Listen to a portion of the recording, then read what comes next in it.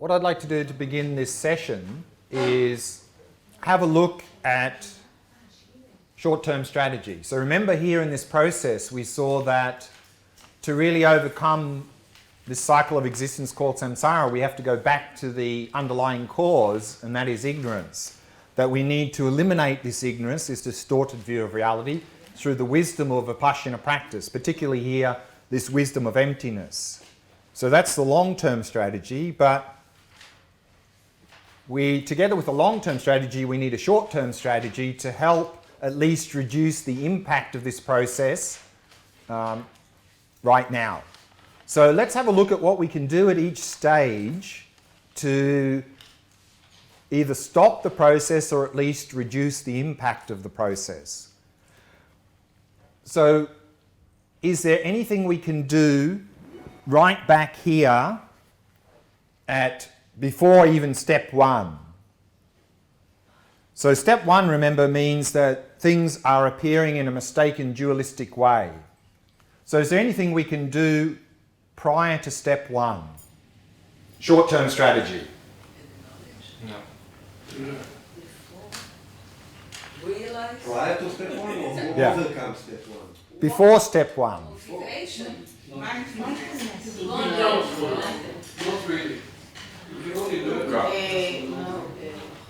There is one thing we can do, which is often overlooked, and that is that as a beginner, there are often objects, and those can of course include people, and more often than not they are people, who whenever we come into contact with them, we are overwhelmed in a negative way. In a negative way.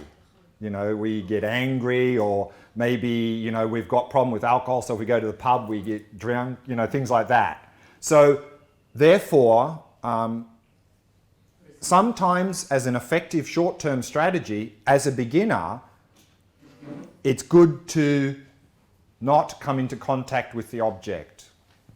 If it's always overwhelming us in a negative way and we can't deal with the situation. There's no point in putting ourselves unnecessarily in situations where we get overwhelmed, because it's just creating suffering and feeding our negative habits. Of course, running away from people and things is never a long-term solution, but in certain circumstances it could be an effective short-term strategy. So I think at a beginning level we need to think about that. Don't unnecessarily put ourselves in situations where we're always overwhelmed in a negative way. Unfortunately, this can sometimes be difficult because sometimes these objects or people are family. But we can, of course, within that, we're not talking about running away, but maybe we need to physically give ourselves some space. We're not talking about cutting from the person mentally. So we keep them close to our heart, but maybe give yourself a bit of physical space and not unnecessarily go into situations that always overwhelm. Because often you're also then contributing to the other person with mental afflictions and suffering as well. So as much as possible, give yourself a bit of space so that you can develop yourself, so that later you can enter into those more difficult situations, not get overwhelmed, and hopefully help the other person as well. So we need to think of that as maybe part of our short-term strategy. But let's say we've got to step one, so we've come into contact with the object, it's appearing in a mistaken dualistic way, we have the habit of believing those appearances. Can we do anything at step one to avoid going to step two? In cancer centers, we can say, I'm wrong all the time. Then you can remember that you are over projecting. Then Right. you don't believe the things that you really think you are. Yeah, right. Yeah, it's really like this. This is, in the emptiness practice, as with every practice, there are two parts. There's meditation and then what you do for the rest of the day. And what you do for the rest of the day in emptiness practice is what's called illusory-like emptiness. But to be able to do this, we need to have studied something about emptiness and ideally have some taste of emptiness, so that when we encounter things in our daily life, through our own understanding and experience, where we confidently know these appearances are deceptive. If we don't have an understanding or experience, and someone tells us, it probably won't, nothing will happen, we'll just accept it. But if we have studied and meditated and have some little taste, Then when we see things, we'll go, this is deceiving me. Then at least we can reduce our grasping. We won't be able to eliminate it because it's still sort of a bit intellectual, but at least we can reduce that. So that's something we can do here in terms of appearances. What can we do again, please? So what we can do is we encounter something, it really appears to exist independent of us. To stop us from just accepting that appearance, we can question the appearance. We can go, those flowers really look like they're existing independent of me, but through my study of emptiness and my meditation on emptiness, I know that's not how they exist. And if we can sort of keep that in mind, that can help reduce the grasping and the following things. We won't be able to eliminate it because it's still something we're doing consciously, but at least we can reduce a little bit. Particularly in terms of attachment aversion later, that conscious understanding those flowers are not existing out there independently can help to reduce this impact. Could you give maybe like a more practical example than the flowers? Like I'm just thinking like a situation where it would be much more beneficial to recognize it, because the flowers, if I'm going around and thinking about every flower, I don't know how. That person is causing me to suffer. That person is making me angry. Or making me happy also. Or making me happy. But we wanted a different example than this. So that person is irritating me. Okay, that was like a real easy example. I was thinking somewhere in between. Like I don't want that Ferrari or something in that art, but Yeah, but again, here we're not talking about whether wanting or not wanting. We're talking about, are we reacting or not? He's yelling at me. He's insulting me. Okay, but... I was thinking more like maybe if you have a coffee in a restaurant Sure. that's terrible and you want to give it back, would you then say that you should drink the coffee and... No. See here, no. What we're talking about here is looking at how things exist. We're not looking at conventional things like the quality of the coffee. If the quality is poor, we take it back and say, sorry, this is very poor quality, give me a better one. That's okay. That's nothing to do with this. Or you come to Shuki. Yeah. Or you go to Shuki's place for a coffee. That goes to great suffering. So remember here, this process is one of not what exists, but how things exist. That's what we're really working on here. So we're not saying because of this, if we get really poor quality food in a restaurant, we just say, okay, that's all right. That's what's called conventional investigation. We're talking here about how things exist, not what exists. Yeah. So if you can continue the example you started with, somebody is getting on our nerves, then first stage you can avoid the person. That's If it's always overwhelming you. Okay. So here then we can, because when we're getting irritated, we're really seeing that person existing inherently as an irritating person. And we can understand, but again, we'll only be able to do this if we have some understanding of emptiness and ideally some experience of emptiness. If we just try and do this because someone told us to do it, it's not going to work. Because this appearance is not solid is not the right word. It's so telling us that that's how really things are. I mean, instinctively, it seems super obvious at that time that this person is irritating from their own side. And what do we do with that? So what we need to do is, there's no point, it won't work if someone says, oh, it's not like that. What we need to do is study emptiness, meditate on emptiness, so then through our own understanding and experience of emptiness, we can have confidence that these appearances are deceiving us. Then we can apply here and we go, this person really looks like they're very irritating from their own side, but I know that this appearance is deceptive. And that will help avoid reacting to that. But if we're only doing it because someone said to try and do that, I think it's not going to happen.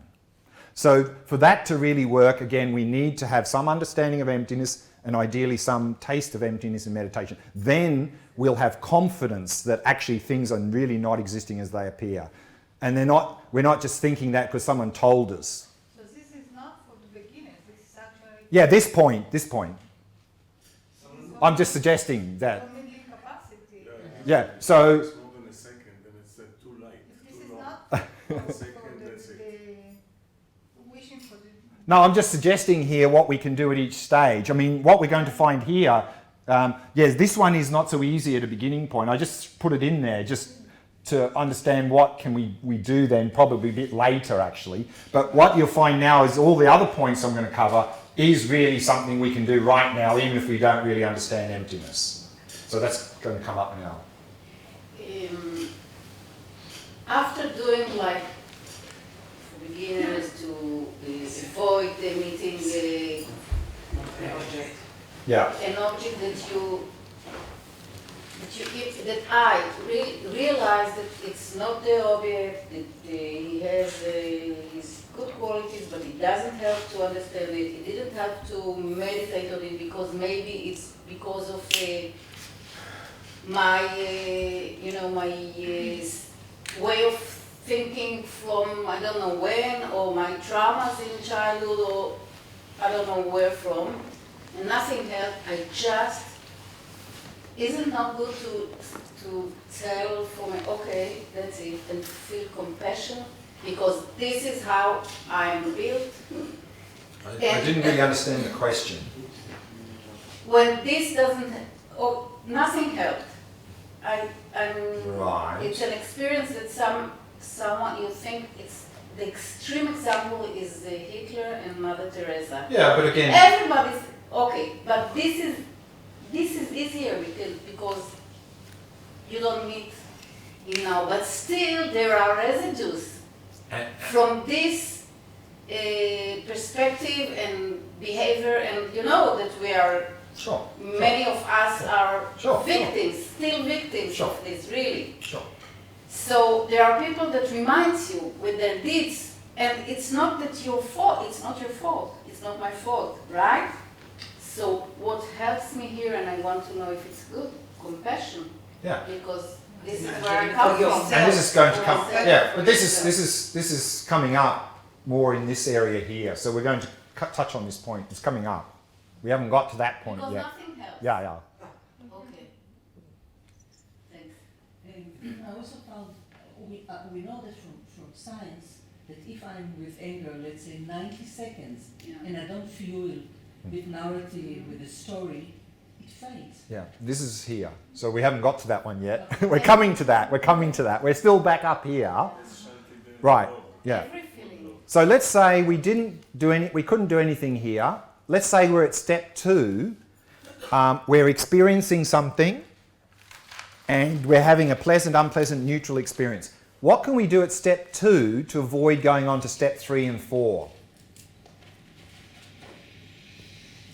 Not believe the feeling.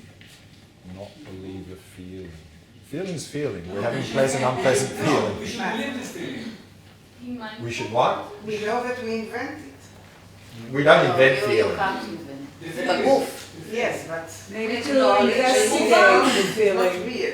Okay, it is. You feel it, but it is not the whole truth. Yeah, but we're talking about practical advice here. What do we need to do? Let's say we're looking at these flowers, we're having a pleasant experience when we look at them. What can we do at this stage, right now, to avoid going on to 3 and 4? They're impermanent, they're not going to stay for long. It's pleasurable, but I enjoy it now, and they will not stay. For example, this is one example. Just to reduce a bit the feeling of attachment and anger. I think one very practical advice, and this is what's very much used, particularly in the Theravada traditions. The Theravada traditions put a lot of emphasis at this stage of the process. And the answer is, of course, mindfulness. Is to simply observe pleasant, unpleasant feelings and sensations as they arise. Again, to be able to do this, we need mindfulness, which means we need to do the concentration or shamatha practice.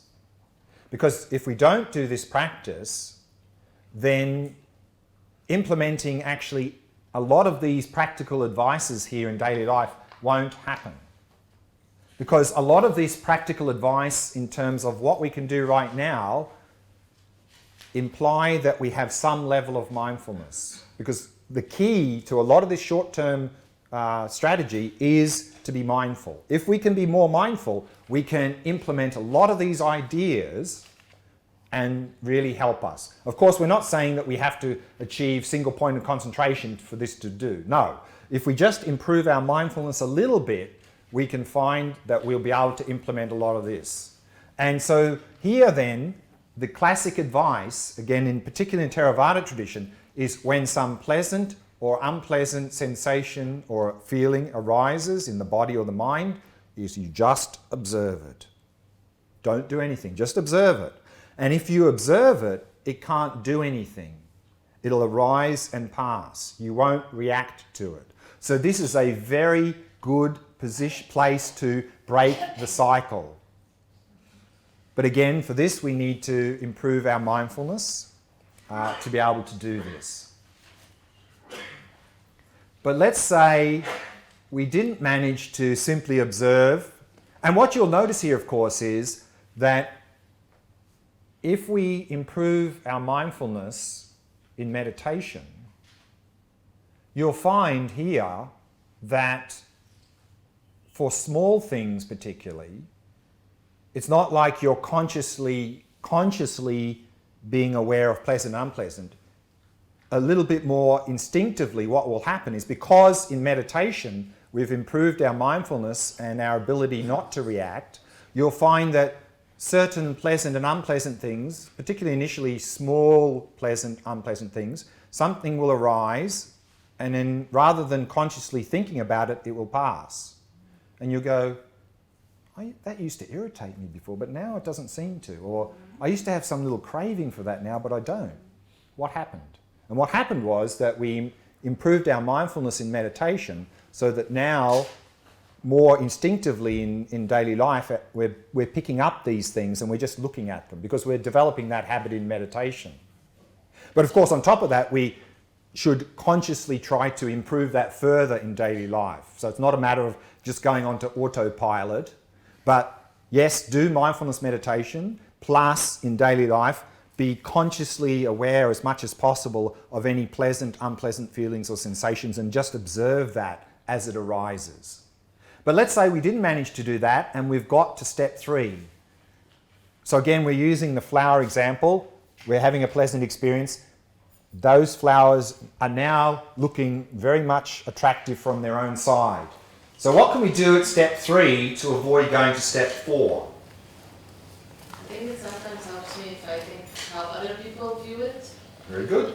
So again, they look attractive from their own side, but I know that my partner, he hates that flower. So where is the beauty there? The beauty can't be there because if it was there, they'd see it as beautiful as well. So this is very good. Maybe also, I don't see them always as beautiful. Exactly as well. Exactly. Sometimes you might see it as beautiful. And another thing we can do, again, is the beauty seems to be there, but where is the beauty? Look for it. Which part? Yeah, which part? Is it this sort of yellow bit, or where is the beauty there? And try and find it. And I think if you do that sort of investigation, you come to realize, well, what's actually happening is there's just some colours and shapes appearing to me, and I am labelling those collection of colours and shapes as beautiful. And someone else is labelling those same colours and shapes as ugly. And that way, we can avoid ending up with attachment and aversion. But let's say we didn't manage to do that, and we've got to stage 4, and now some attachment or aversion has arisen. What can we do here at stage 4 to avoid going to stage 5? Meaning acting on that.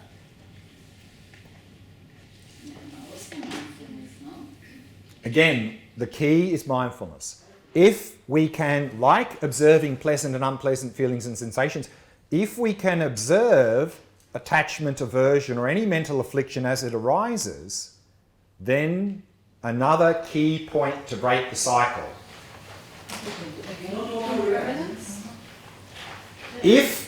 And the key here, again, is mindfulness, because we have a small window of opportunity from when a mental affliction first arises until the point where it's taken control of our mind and we're out of control.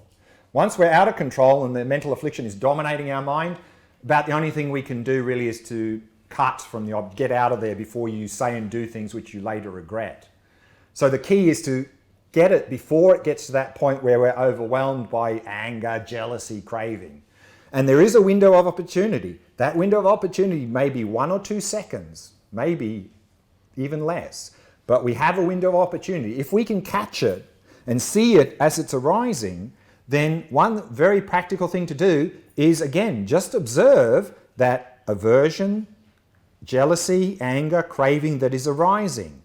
And if we observe it, it can't do anything. It can't take control of our mind. And also, if we're observing the mental affliction, it means we've shifted our focus from the thing that is causing that mental affliction.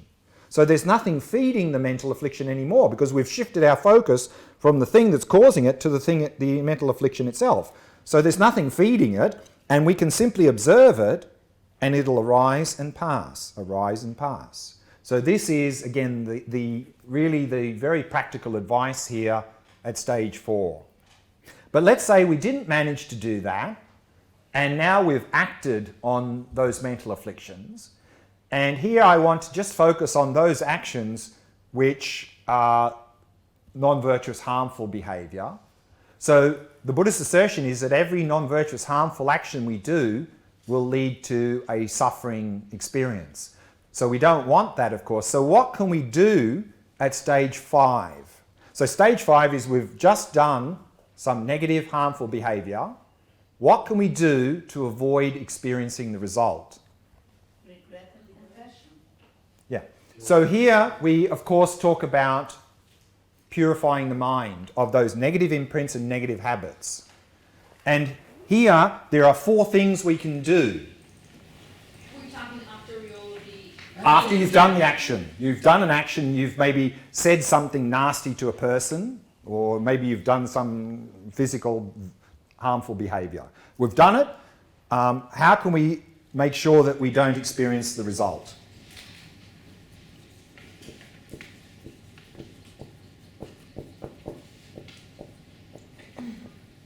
Is there something we should do to avoid the action in the first place? I mean, on top of everything we just mentioned, but like...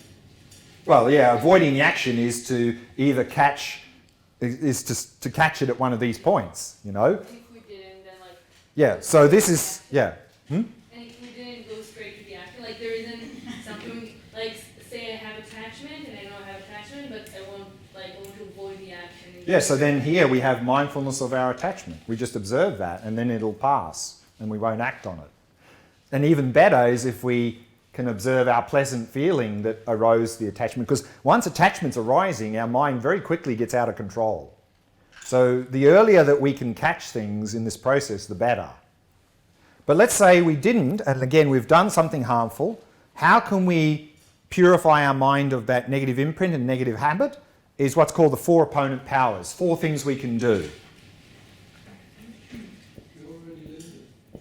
Yeah, I think you would have had it in one of your earlier modules. Yeah. So the first, of course, is regret. You can repeat it 100 times and it's still okay. Yeah.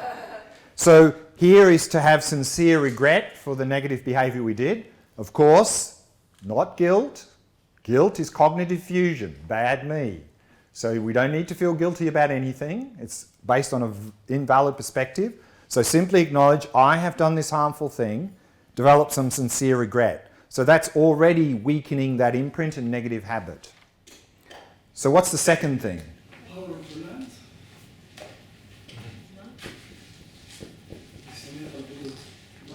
So the second is reliance, or sometimes translated as foundation.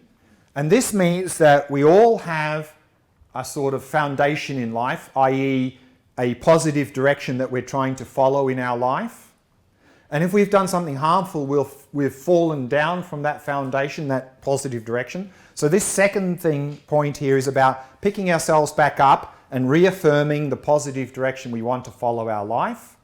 And of course, if we're following, in Buddhism, the Mahayana, usually this involves the going for refuge and generating the bodhicitta. But whatever direction we are following in our life, just reaffirm that positive direction. And the third one is? Can you explain it a little more? Yeah. So reliance is, again, we all have, it's sometimes translated as foundation.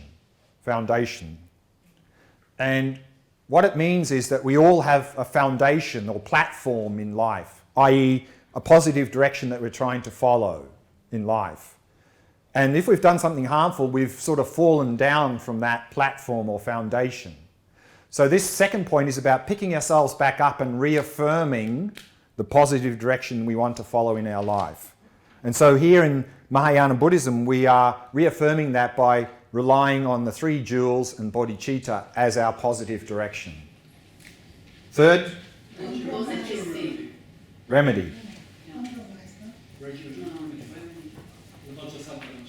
So here, remedy is think of some positive opposite action. So, and we can be very practical here. For example, let's say we said something verbally abusive to someone at work. A remedy can be simply apologize. So if we can do something directly positive opposite is the best. Sometimes that's not practically possible. Then any positive behavior with a motivation of wishing to overcome that negative behavior is helpful. Of course, the sort of the ultimate or long-term remedy is emptiness. So all negative behavior is based on ignorance. So the long-term strategy here, of course, the long-term remedy, of course, is realizing emptiness. But short-term, we can use practical remedies. Can you give an example Of remedy? of the short term? Yeah, again, if you verbally abuse someone at work, you say, sorry, I apologize. Something very practical. Or if you, often they talk about, you know, if you physically harm someone, then try and help them, physically help them, you know. So something sort of directly opposite is best. And how the emptiness is opposite of the bad action? Because all non-virtuous behavior is based on ignorance. So emptiness is cutting the root of all non-virtuous behavior. And the last one, of course, is resolve, and that is to make a strong determination not to do it again. But here again, we need to be practical, because if it's a strong negative habit, it's no point in saying, I'm never going to do it again. That's just not going to happen. For example, if we're the sort of person that tells a lot of lies, no point in saying, I'm never going to lie again, because we've just told another lie. So therefore, if it's a strong habit, set a time limit and say, for the next day, I'm not going to do that thing. If that's way too difficult, for the next hour, I'm not going to do it. If that's way too difficult, for the next 5 minutes, I'm not going to do that thing. So pick an amount of time with effort, normally you can manage. And then over time, you can extend from 5 minutes to 10 minutes to an hour to a day, a week, a month, a year, the rest of your life. In that way, you can even break very strong habits.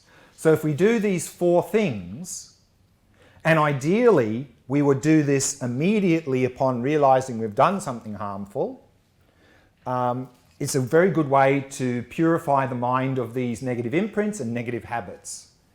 Again, in a practical way, what we can do is at the end of every day, before we go to bed, we can review our day. How did our day go?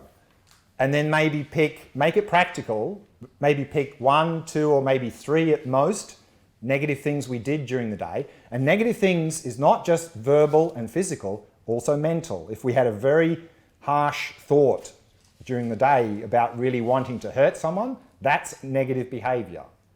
So it's not just verbal and physical things, it's mental as well. So maybe pick 1, 2, or 3 at max things before you go to bed and go through this process at the end of the day. Equally well, or more important perhaps in our modern society, when we review the day, we need to focus on the good things we did. And of course, when we focus on the negative things, don't do cognitive fusion. Otherwise, instead of regret, you're just going to feel guilty. So avoid the cognitive fusion at all costs. It's a false perspective. Simply acknowledge, I did that bad thing today. But probably even more important in our modern society, review the day and focus on the good things we did during the day. Not cognitive fusion, because you just get a big head. So focus on the good things. Again, pick 1, 2, maybe 3 at most, good things you did during the day. And instead of course, regret, rejoice. Rejoice in the behavior. Don't praise yourself. Rejoice in your behavior and then make a strong resolve to continue to do that good behavior the following day. So if we do those 2 things at the end of the day, we can reduce our negative habits and increase positive habits. But let's say we didn't manage to do that, and now we are at step 6, and I want to focus here on actual unpleasant, painful experiences. So what can we do in the moment to reduce our suffering when we're experiencing an unpleasant experience? Is there anything to do or nothing to do?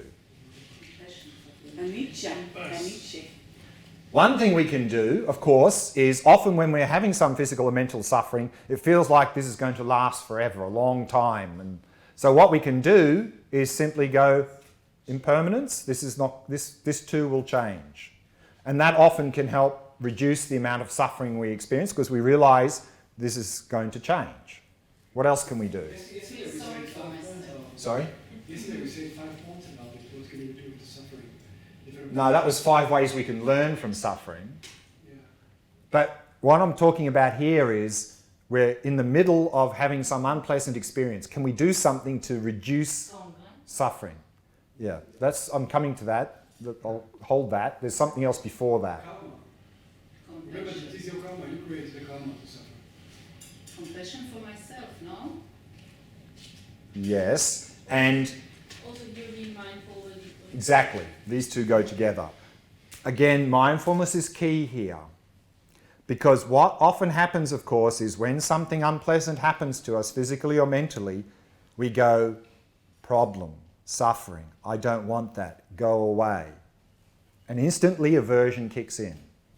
And all that aversion does is it magnifies the amount of suffering, many-fold. In fact, recently there was a pain study that I saw that highlighted this point. What they did was they had a group of people, and each person had some sort of heat pad applied to their leg that was producing a lot of heat and it was quite painful. And they asked the people to tell level of pain from 0 up to 100. And they asked them to continually tell them the level of pain, give them a number. And so initially the average was 66 was the level of pain was being recorded. And at the same time they had an intravenous drip in their arm. And initially it was just saline solution going in, so nothing. But then what they did was they started to introduce painkiller without telling them. And so you'd expect that they would report less pain. And they did. It went from 66 to 55. Then what they did was they still kept giving them painkiller, so nothing changed. But now all they did was they told them they were getting painkiller. So instead of 55, it magically went down to 39. That's interesting already. But then they kept giving them painkiller, but now they told them that they're stopping the pain killing. So nothing changed, but instead of 39, it went back to 64. 64 is what people were reporting because they were worried about that, and so they're having aversion. And related to that, based from my own experience, many years ago when I first came to Buddhism, I did one of these Goenka Vipassana retreats, these sort of hardcore retreats. And part of that retreat is in the middle, towards I think day 4 or 5, they introduced this idea of, I can't remember the word now, determination or something they called it. You had to sit for 1 hour completely still without moving a millimetre. And I had just damaged my knee in a sporting accident, and so sitting cross-legged I could manage about 15 minutes, and then it really started to get painful. I had to keep shifting. But in this 1 hour I was determined. And so after about 15, 20 minutes, more pain. But at that time, part of the meditation was to scan the body for sensations. And again, just to scan, and a little bit what I was saying at step 2 here. And the part of the instruction was, if you get to part of the body where there's strong sensations, just stay there a bit longer. So of course I got down to the knee, which was like intense. I mean, it was like overwhelming pain. It was like, oh, unbelievable. But then I got to the knee and then I just stayed there. And what happened was this singular intense pain started to break up into smaller bits of pain. And eventually it broke up into thousands of intense sensations. And actually they were pleasant. They were pleasant. They were intense, but they were pleasant. And as long as I could stay there with mindfulness, no problem. I mean, it was intense sensation, so it was telling me something to attend to, but I could stay with it. As soon as my mindfulness went, instantly my mind goes, pain, I don't like that, go away. It was overwhelming. I mean, overwhelming. So in that situation, what I saw was that I think at least 95% of the suffering I experienced was self-induced through aversion. So what we can do here is, of course, stop the aversion. And again, what we can do with mindfulness is just observe the unpleasant experience we are currently experiencing. We can practice what's called acceptance. Acceptance, of course, does not mean resignation. In fact, we can follow here advice from the great Indian master Shantideva, who says, if a situation can be remedied, why get upset? Just fix it. And if a situation cannot be remedied, what's the point in getting upset? So if we follow that advice and practice acceptance, and if we can resolve the unpleasant situations, we do. If we can't, we can use the impermanence to go, this will pass, and at least we won't magnify the discomfort through aversion. So that much we can do. And then there was another point here, someone said Glen. So on top of acceptance and not having aversion, we can also use this difficult situation and make it meaningful. And we can do it through what's called the Glen exercise, which is, probably some of you know about this and practiced it. It's called giving and taking. And what we can do here is, like, we'll use an example. Let's say we're having a migraine headache. And of course, if we get a migraine headache, we go, oh no, not that again, go away. Then we're just going to magnify the suffering we experience. And let's say that through our experience, even taking medication doesn't really help. We just have to wait it out. So then we practice acceptance and go, okay, it's here. I won't have aversion, it will pass. But on top of that, what we can do to make it a meaningful experience, we can say, okay, I'm not the only person on the planet who has a migraine headache now. There's probably thousands of other people with migraine headaches right now, and maybe even much worse than what I'm experiencing. So by me willingly experiencing my migraine headache, may all others be free of theirs. So we then take on the migraine headaches of everyone else, and then we send them happiness. So then we can develop compassion. We can use this difficult situation to cultivate compassion for others. And what you will find, not apart from it being then an opportunity to develop compassion, what often happens in these situations is, because now we're focused on others and we're not focused on me, you'll find often, particularly with compassion, that compassion can often overwhelm any discomfort we experience. So you may find that the amount of discomfort you experience dramatically reduces, even to the point where you don't even really notice it anymore. But at least we can develop compassion from that difficult situation. Because often this aversion kicks in because we're obsessively focused on me and my suffering. And if we can shift that focus to others, you'll find that the aversion be much more difficult for it to kick in if we're focusing on others. So that's going to be also helpful to avoid the aversion and magnifying the suffering. So this is what we can do at step 6. So that's all I wanted to cover on here. Is there any other last questions about this? And then we'll move on to the next topic. The last point you made is a bit like Jesus on the cross. Taking on everybody's sins and suffering so that to free everybody's Yeah. It's very simple. Yeah. Right. That's what- But what we're not talking about here is unnecessarily causing ourselves suffering. And we're not talking about let's just suffer and not try and resolve it. This is not healthy. What I did want to ask you is, I can understand going back to like stage 2 and 3 Sure. with the unpleasant experience. Sure. That it's important to recognize through mindfulness that if something scares you or repulses you, and then you don't fall into the misconception, etc. But when it's a pleasant experience, surely you can say to yourself, okay, I understand that it's not inherently pleasant. Maybe you like Vegemite or something, and I recognize that other people don't like it, so I know it's just me, and it's nothing inherent in it, and I understand that it's impermanent, etc., etc., but I enjoy it, and I'm not going to have a fixation, it's not going to be an attachment that's going to be obsessive and stuff, but do I have to kind of give up on that pleasant experience? No, I'm not saying that. No. In fact, if we do this, we will enjoy that pleasant experience much more. We're talking about giving up the aversion and the attachment. It's like, say, looking at the flower, Right. seeing the beauty, Right. and then you say, well, okay, I see the beauty, but if I really look hard, I'll realize that there's no beauty there. It's To be just- found, and because of that, you will enjoy the beauty of the flowers much more than you've ever done before.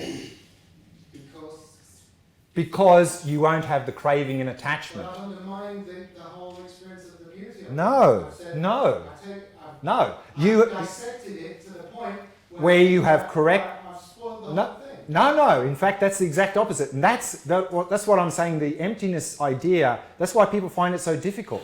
Because in general, if there's no beauty to be found there, there's no beauty at all. That's what you're saying, basically. No. You're not? No.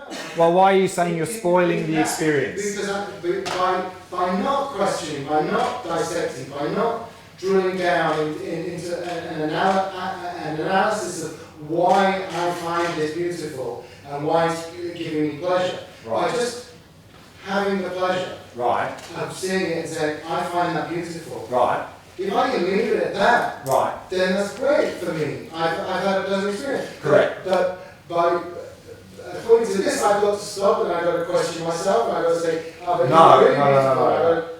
And then I've spoiled the whole thing. No. See, this is it. Is that this is short-term strategy, and what we're talking about is in initial phases. You won't need to do that in analysis if you can simply be present and enjoy. What we're talking about is when we're finding ourselves reacting with a craving and attachment, then it's important to do that investigation. Right. Again, short-term strategy. As we are developing the long-term strategy, that starts to kick in more and more automatically. So what you will find as your emptiness practice is deepening, you'll find more and more instinctively when you see something beautiful, you'll just be fully there enjoying it without any craving arising. But initially, when a lot of craving arises, we need to then do this more intellectual investigation to cut that. If we can simply be present and enjoy without the craving, then that's, of course, what we're trying to achieve. Of course. Regarding acceptance, you said that if we can remedy the situation, we should do that, and if not, we should accept it. Well, Currently- acceptance means simply acknowledging this is what's happening in the present moment. The opposite of acceptance is suppressing, denying.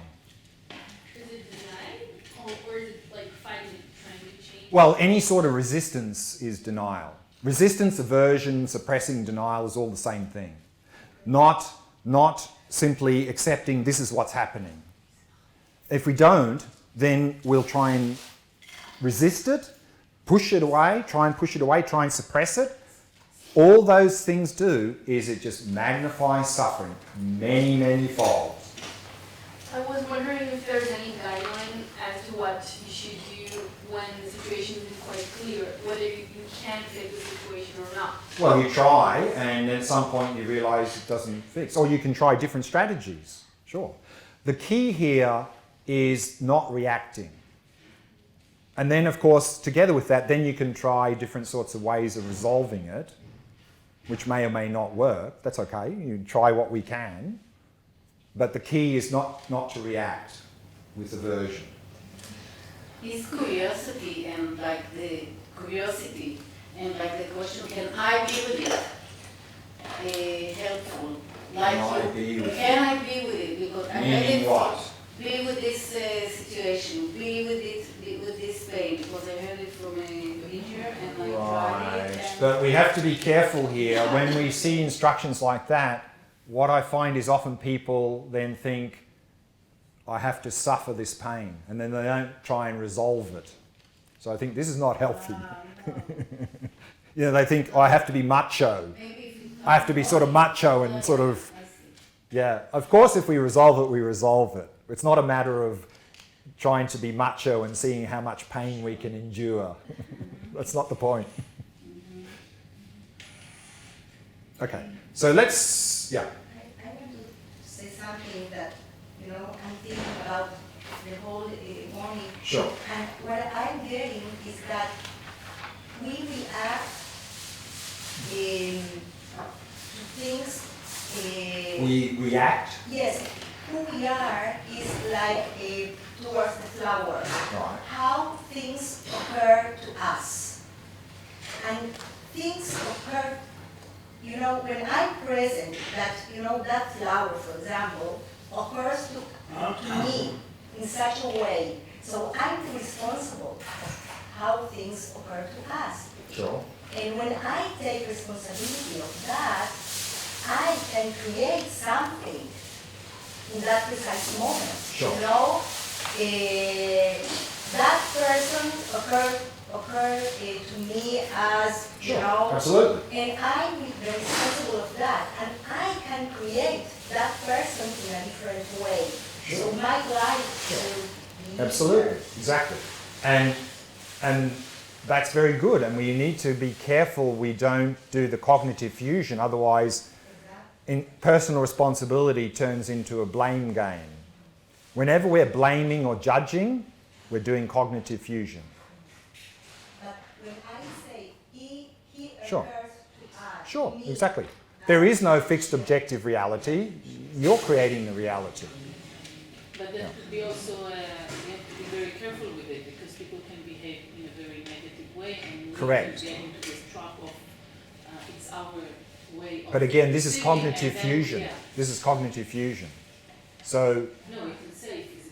but again, it's going from one extreme to the other. So we need, that's the middle way. Yeah. Yeah. Between the action and the problem. Yeah, sure. Right, let's move on now. I want to look at this chart here, this wheel of life. Because now we've talked about how we are stuck in samsara through our actions, our mental afflictions and actions.